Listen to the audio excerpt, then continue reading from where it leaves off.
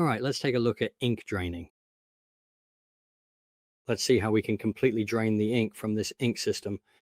To drain it, first we need to remove the print head cover, take off the machine's print head cover. After removing it, you'll see there's a screw on the print head side. Take a look at this screw. We need to remove this screw.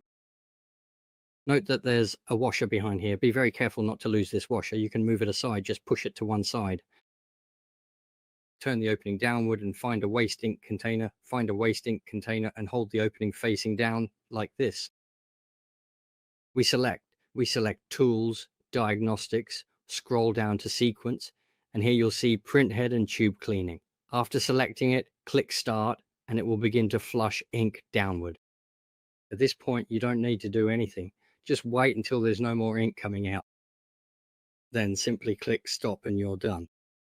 After draining the ink, we need to clean this area thoroughly. If there's any dirty ink, make sure to clean it completely. Next, reinstall this screw, making sure it's properly in place. Carefully place the screw back into its original position and reinstall it. Make sure to tighten it very securely to prevent any leaks. And with that final step, the entire ink draining process is now successfully and fully complete. This is how you drain the ink.